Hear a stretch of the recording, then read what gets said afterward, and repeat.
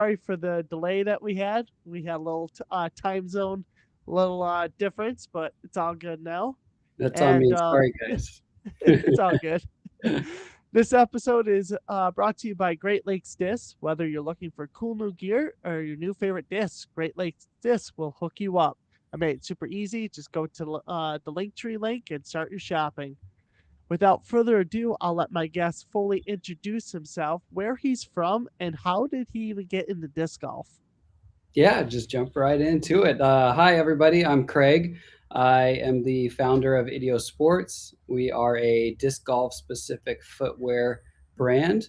Um, and I come to you from lovely, warm Southern California. I know a lot of you are probably in the cold right now, and I'm in t-shirt and shorts. So Must be nice. yeah, it's pretty nice. It's pretty nice. Our winters are short and very bearable. We get disc golf year round, so I can't complain. Oh, nice. But yeah, to answer your second question, how did I get into disc golf, right? Yep. I'd say probably through golf, traditional golf, actually. I've always grown up playing sports. A lot of like tennis and golf, but mostly action sports and extreme sports. So skateboarding, snowboarding, downhill mountain bike racing, kiteboarding, big into rock climbing, like multi-pitch, really technical climbing. And so I just have a huge passion for sports and the outdoors and training. I love to see progress. I love working on myself, working on my game, measuring progress over time, and it's fun to me, to see growth and a little bit of excitement at the same time. So I through playing golf, I actually injured my neck because I was playing for just so much during the week. And my grandpa played back in his day, and he played a ton. He was a sponsored player. He played with like Lee Trevino, and he was played for Spalding when Spalding was still in the golf game. And so I always grew up around it. I didn't really latch onto it though until he had an accident where he slipped on the golf course.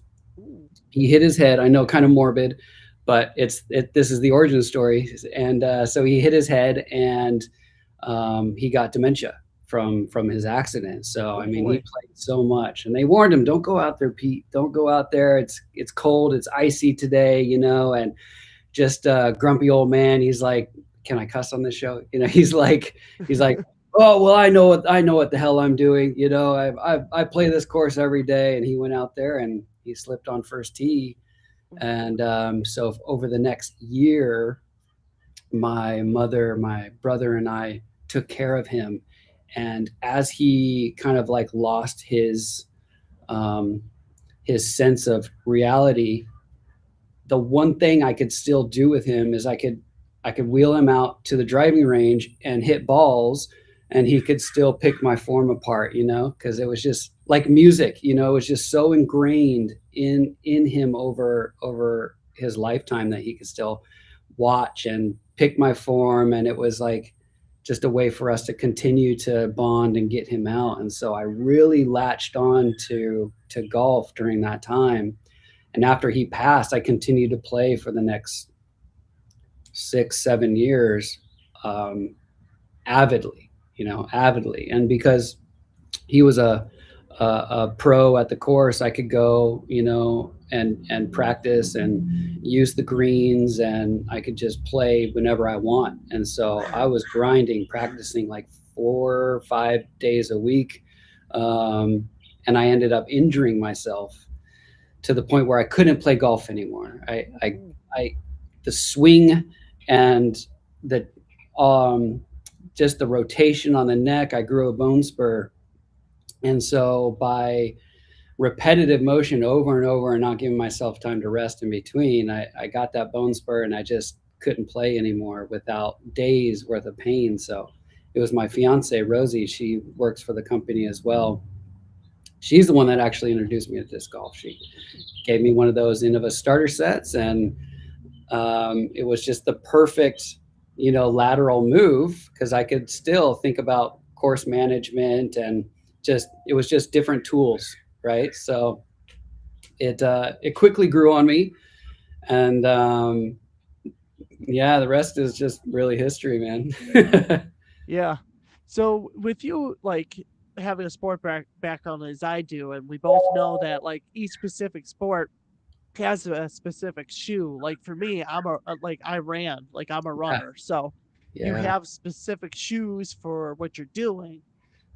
So what was it like coming to disc golf and realizing that there really is no set shoe for it? Yeah, it was wild to me because when I first saw, I played for a year or two, not quite 2 years before I went to my first Pro Tour event, which was Milo MacGyver, when they had the Beaver State Fling was still part of the Pro Tour. And I saw disc golf on that like grand scale. Um, and you kind of just see, you see the bag companies. You see at that time we had Grip Six belts. We had, everybody out there vending, and this whole environment ecosystem towards disc golf. And as like a learning, growing player, I was looking at everyone's shoes, just because that's where my mindset was. I was going to design school at the time, so I'm looking at everyone's gear, and just like you said, having a background in sports, I'm always thinking about the footwear. Like my fiance will say I have a shoe problem, but it's like, hey, Me too. I turned my problem into my profession. So what can you say, right? Yeah, my wife But tells me all the time I have a shoe issue. I have too many shoes.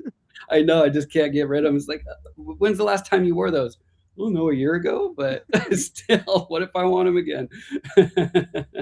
So I just was like studying everyone's shoes, and then I started researching myself, and I couldn't believe that there wasn't something out there, And I saw that companies had tried, but what I kind of found out was that nobody really made a shoe for disc golf. We saw other companies that were non-endemic to the disc golf industry try to sell their products within our space, within our market, but no one actually designed a shoe for our sport from the ground up, Yeah.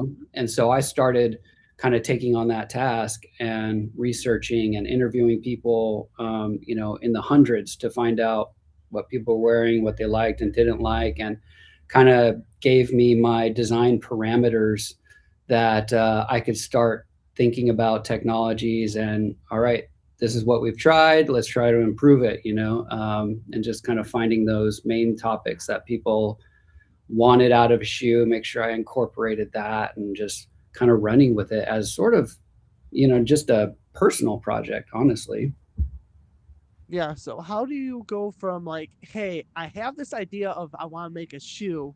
I can kind of design it, but now how do you get it to be in your hand like, oh hey, my first ever like shoe? Yeah, I still have that. I still have that shoe, which was like terrifying to me because it wasn't anything like I imagined it would be. But you just, I don't know, you just have an extreme amount of vision and huge dedication, and you just kind of keep hammering at it one step at a time. Take it just little steps, one day at a time. Just keep moving the needle on it, and eventually I got to the point where I think I was like, I think the market needs this. I think disc golf is ready. Yeah. I felt like the sport was in a place, that it really was never at before, when these other, shoe companies tried to sell their product in disc golf. And I think a lot of people realized they tried it once, for the first time. They'll try those other products, and they realize like, oh, it's not really working out because it wasn't made for our sport. And so I felt like the people were ready for something that was made for us. The competition was there, everything was at a higher level than it's ever been. All the other companies within disc golf that were, pushing and making it, and it was just, it was very eye-opening. And so I incorporated the brand, started like, okay, let me transition off the product. Let me start working on the brand, right? Like what would I even call this company if it was a company, and kind of hammering away at that whole side of things, branding and marketing and yeah, just started building sort of the framework of the whole thing.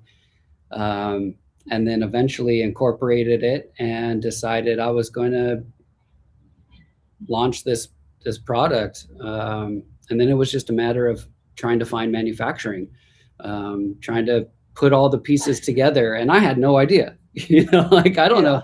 I didn't know how a shoe is made, what type of documents you need. How do you even reach factories and contact people to do something like that? So really I just cold calls, called design schools, call different material manufacturers, or just whoever I could think of, like, oh, maybe they'll have a lead for me, and just something I can go off of. And eventually got a hold of a design house based out of Glasgow, and they sort of like helped point me in the right direction and helped me work through my design process and everything. And luckily they were like growing their brand, their design house as well. These guys had been in the industry for a long, long time, so they had all the connections, but they left their one was with Adidas, the other one was with like an outdoor company. So they left what they were doing to start their own thing as well. So we sort of grew our brands together, my product with their connections. And that's sort of how it all eventually fell together. But it was a lot of stumbling to get to that point, for sure. Yeah. Now, when you finally got the shoe, like your first one, to where you wanted it, did you like take it out for a season to show off to everybody? Like, this is what a disc golf shoe looks like, or did you have like a bunch made? You just like got them out to people to test. I started sampling the shoe pretty early, and actually it was a 4-year development process. And so at first it was just me, just getting samples, trying it, tweaking it, getting another one, and just playing with different components. And then eventually the product got to a point where I went to Nate Sexton, because we were both Portland locals at the time. And it was just by coincidence, but he happened to be the same shoe size as I was. So that was really cool, because I could make one mold. I only had to pay for one mold to start with. And that one mold would work for both of us. So then I could make him the product, have him test it and give feedback as well. And so it wasn't just me at that time. Now we're bringing in someone at a very high level who's been playing and wearing shoes. And Nate, if you've ever talked to him, he knows what he likes, and he knows what he doesn't like, and he's very honest about it. So that was a good kind of like partnership there, because he wouldn't sugarcoat it. He told me, straight up. And so yeah, that whole like development process was 4 years.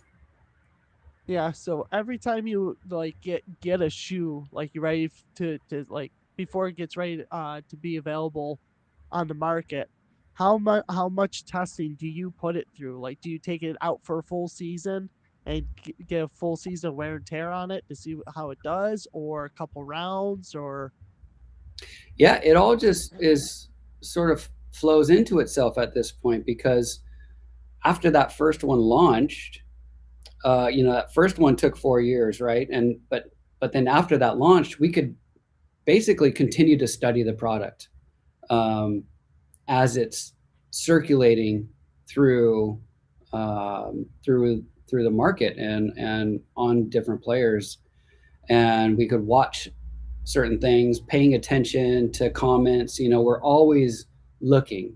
I'm always looking.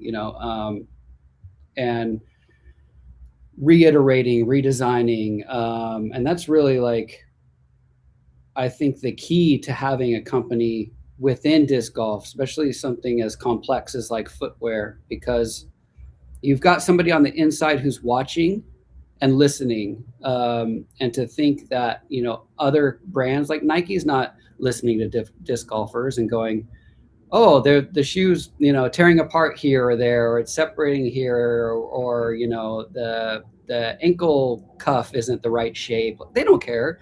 Yeah. It's not made for their sport. You know, they're probably just going, there's those silly disc golfers tearing apart our shoes again. You know, right? Yeah. But for us, like, we love the sport, and so we can continue to study the product as it's in the market. And the Evo, the Syncrasy Evo, was the really big, um, I think, reiteration on the original. You know, where the we had the Kickstarter. So we've actually reiterated the product 4 times. You know, because we had the Kickstarter run, right? And then after that, we did that heritage run that had like the orange, the really bright orange color, the tan bird hunter color. That was a departure even from the Kickstarter one. We were playing with different materials and stuff in that, and addressing things in the market. And then from there, we study that product, um, out in the world. And then we came out with the Evo, which was the biggest advancement, because we had a large data set from, at this point it would have been 3 years Yeah. of shoe use in the market. So it's not like we had to take that Evo and then rigorously test it over a year, um, because we're using materials that are proven, and then we're just applying it and reapplying construction techniques to sort of adjust what we know already works. Yeah. So in some ways, every run is sort of like, we're constantly learning, we're constantly evolving, reiterating, hence the name Evo. And now we're Yeah. at the V2, which I feel like is in the best spot, we've ever been. Yeah. I wore the Evo last year. Loved it. It's phenomenal. It Yeah, feels like a running shoe to me, and I love it. yeah. That's cool. Like a trail running shoe, right? Yes. Yeah, yeah, Lightweight. It's phenomenal. yeah. Thank you. So, what shoes do you have available on the market currently, and then what is the difference between them?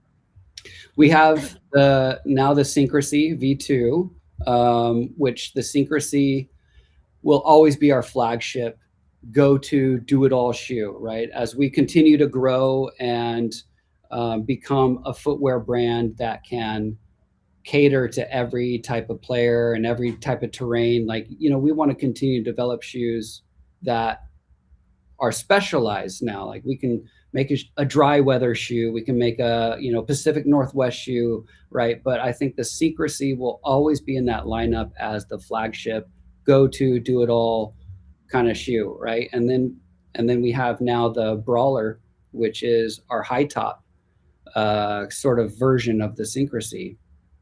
And the high top is really unique from the Syncrasy in that the collar itself that goes around the ankle, has sort of like a compression like support to it. Ooh. And so when I was sort of looking at high tops, because high tops were hands down the most, requested products after our launch. It was like, when are you going to do a high top? You know, people would just approach me on the course. Yeah, I'll try it when you do a high top. Or, yeah, so I started to see that the high top was in such high demand, and there's a couple markets for that. One is the player who likes the ankle support, needs the ankle support, and then two is the player who is maybe in the weeds all the time, or the thorn bushes, or courses are maybe a little more rugged, hence Brawler. But there's such a unique feature to that collar, because our our market for that shoe was the person that wanted ankle support. Mm-hmm. I sat down and I was like, how do we actually support the ankle, you know? And if we look at other sports, what do we see? We see like compression, right? Compression sleeves, compression socks, Yeah. compression attire, compression gear. And so when you add that compression support to the ankle or to a joint in general, it helps stabilize that joint and support it, especially through injury or those that are suffering from prior injury. And so the materials that we built that collar out of, they have like a kind of like a stretch to them, Hmm. so that when you cinch it down, it does have compression to it. But the outer shell of it is very rugged. So it meets both markets and it's extremely, extremely unique. And so that's the one thing that sets those two products apart. Yeah, that's pretty cool. Like I might end up having to try the high top next because I wear an ankle brace when I play because I Oh, sprained my yeah, ankle a couple years ago. So maybe you'll that'll love it. get me out of the brace. You're like the perfect user for it. And I didn't want the high top personally because I've never liked high tops. And when I'm training or running, yeah, or even hiking, I like training in zero drop, fairly minimal. But in disc golf, we need a little more support because our movements are just so extreme. But I just didn't like the high tops that much on anything that I wore or any other sport. But for what this shoe is, it's converted me. Like I was Yeah, like, when I first tried it on, and I was like, oh, this is kind of gross. Like I don't like something around my ankle. But after playing a round or two in them, I can't.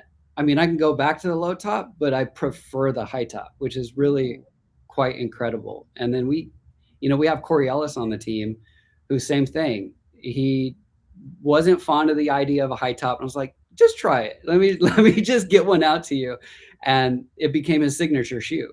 So it yeah, works.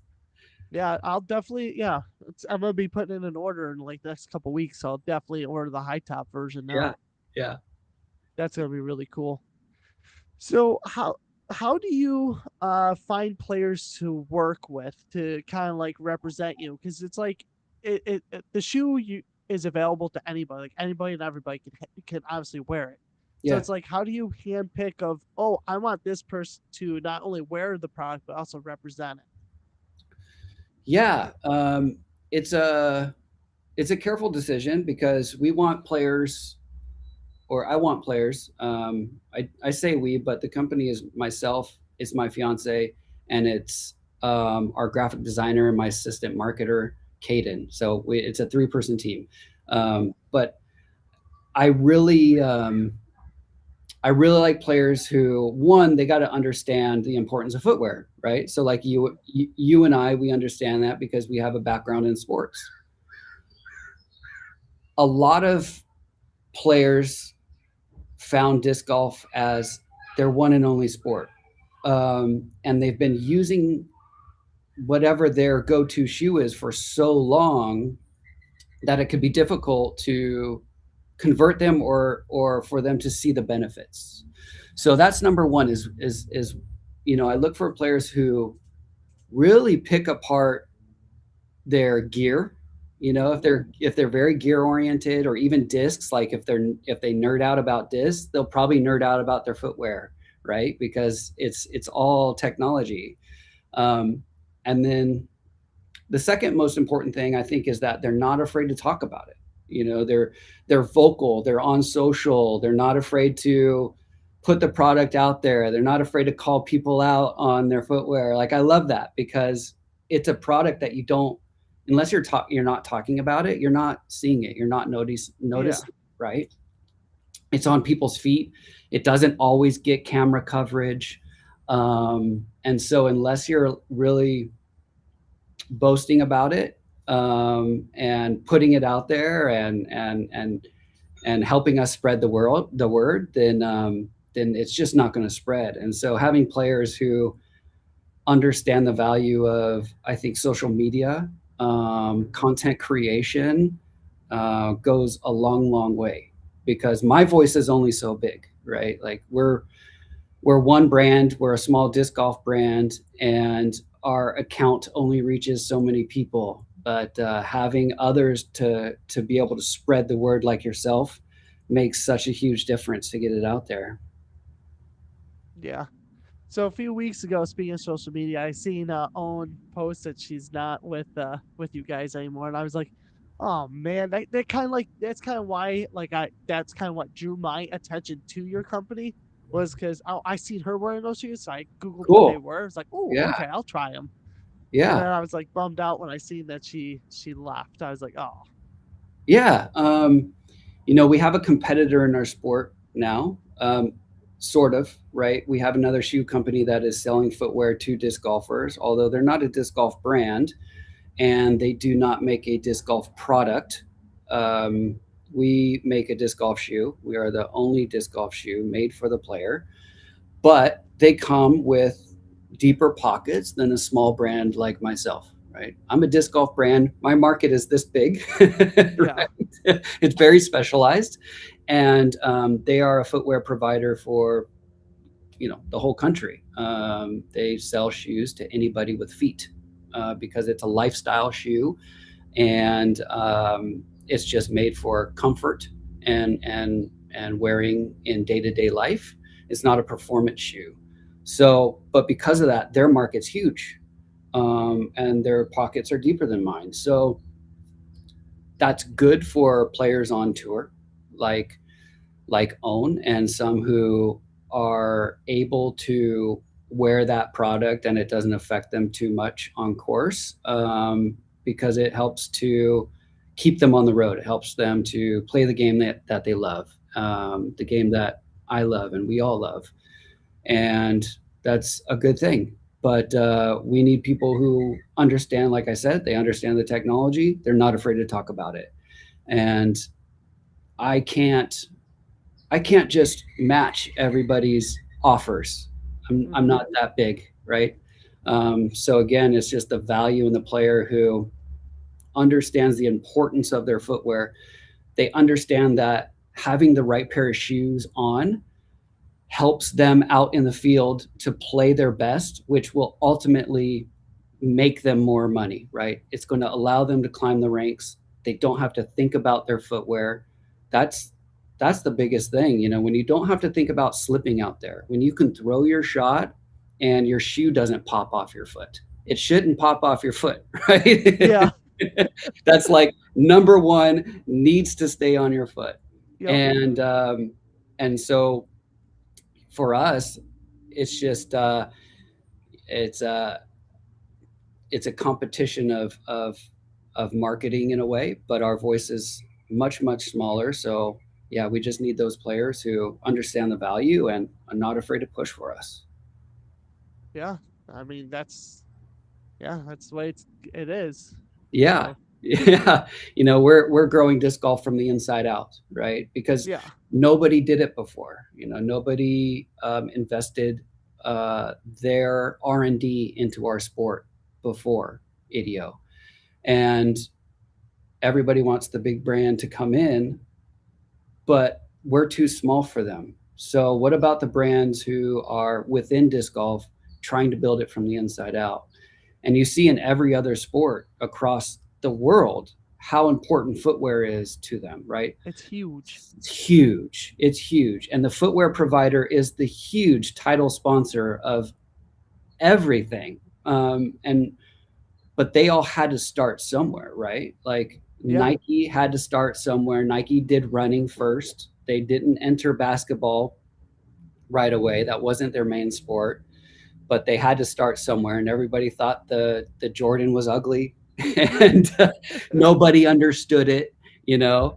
But they were out to prove it. And just look at where they're at now. Look at all the sports, even the ones you might not think about, like Vans, right? Still a smaller core brand to skateboarding, but yeah, with so much strength, and they grew within skateboarding.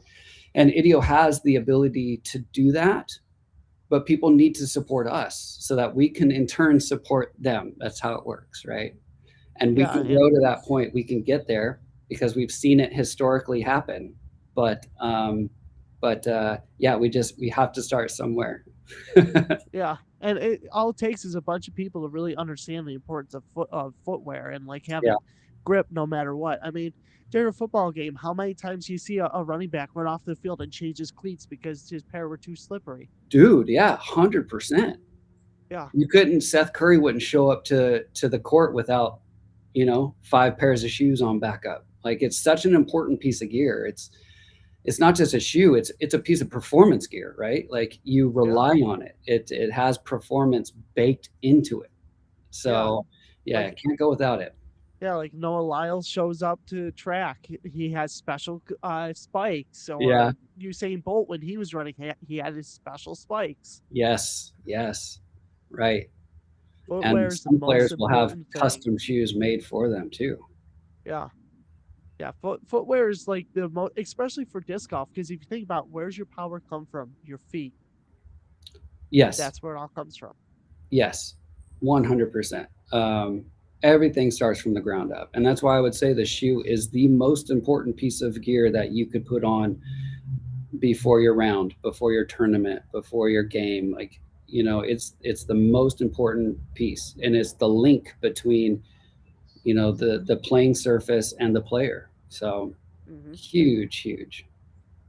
So who came up with the idea of the toe guard? Because That was that's me. huge. Oh yeah, yeah, definitely. When doing that market research, and we still hear it today, people blow through their disc golf shoes, Hmm. and although there's a few kind of pain points in there of areas that wear out, the toe is the number one place where it wears out, and you see people just trying different things to combat that, like we did in skateboarding, putting duct tape Yep. around your toe, or I think people have tried like baseball cleat toe caps that they make for pitcher's toe. Same thing. And then even in tennis, you see the shoe um, when they're rallying back and forth and making a hard cut. Oftentimes that toe rolls up and then drags as well. And so tennis shoes have some protection on it as well. So nothing new, but it's just applying it in the right way for us. Yeah. I mean, for me personally, that was huge when I first wore those, because I'm a forehand dominant person that drags his back foot. Yeah. Uh-huh. So I used to like when I first started, I wore running shoes and trail running shoes out there, and I'd always within the first couple weeks, I'd be tearing right through the shoes and having to go get a new pair. So I put those Evos on. I was like, oh, this thing is sweet. It protects my toe. Yeah. Yeah.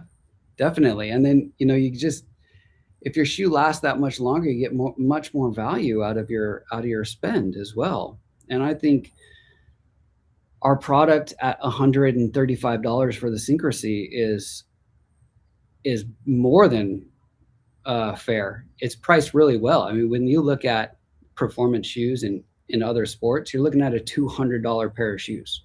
Yeah, And so what we're able to produce at $135 is beating the market. And then when you think about how long that shoe is now going to last you versus your prior shoes, you're stretching your spend out even more.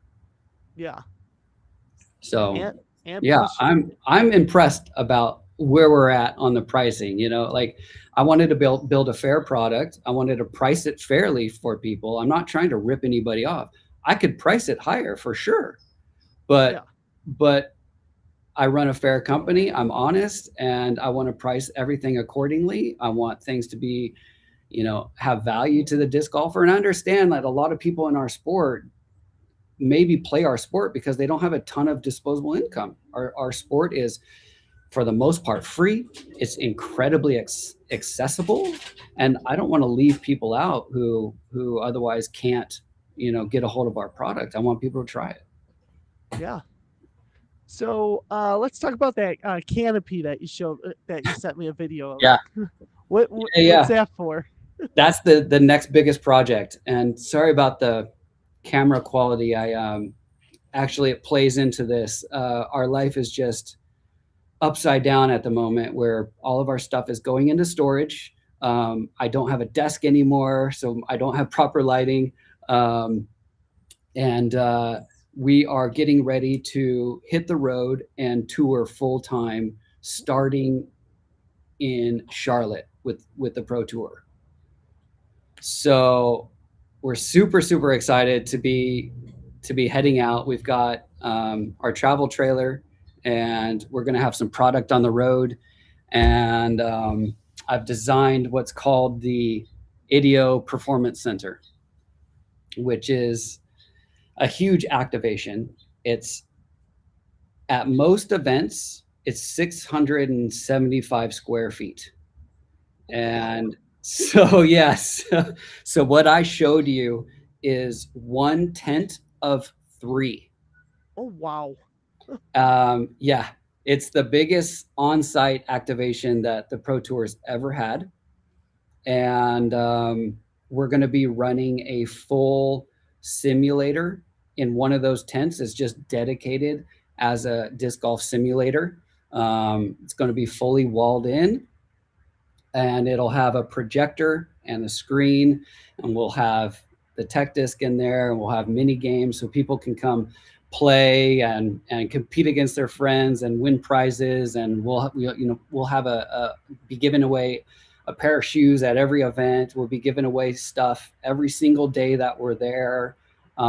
It's going to be really exciting. It's like a project that it's a dream come true, right? To take your brand on the road and get your product out there and meet your customers, meet the people that have supported us from the very beginning. And just, we're direct to consumer. So, we're not in stores yet. So being able to get it out there and we're kind of hit these stops throughout the year is just going to be so much fun. Yeah, it would be cool to have your shoes in disc golf stores, because you know how disc golf stores sells bags. Yeah. You'd be the first ones to have your shoes for disc golf in stores. That'd be Yes. huge. Huge. Yeah. We're working on that next. So hopefully that'll be maybe a 2027 goal, right? So Ooh. we'll definitely see. There's so much possibility with this brand and with the product, and I'm so confident in where the product is now with the V2s that I'm stoked to let's just push it as much as we can. Yeah, and for me being a shoe junkie, I know the importance of shoes and I run a lot, so I'm obsessed with shoes and I got very particular shoes. So Right. if I say these shoes are great, they're phenomenal. Yeah, that's awesome, man. Thank you. Yeah. So as we're wrapping up this episode, do you have any questions for me? Oh no, man. I I really just thank you for being here. Honestly, like you give people like myself a voice, and I love the guests that you've had on so far. Everybody who's maybe behind the curtain a little bit, and I think people like that. I think we need more of that. And just appreciate what you're doing, man. Cool, thank you. Yeah. Last question I have for you is, where can people find you on social media? Idiosports. Everything is Idiosports, and then come find us at your nearest tour stop this year. That's gonna be huge. I can't wait to meet everybody. Look up your next Pro Tour stop. If you are listening and you've got maybe a big event in between a couple stops, we're also trying to hit some local stuff. We're trying to hit some retail stores, and yeah, we're just stoked to get out there and meet everybody. So that would be the coolest way to find us, is find us on tour. Definitely make sure you talk up with Shay over at Great Lakes Disc. I'm pretty sure he would be interested in carrying Awesome. your shoes. Yeah, that'd be great. Yeah.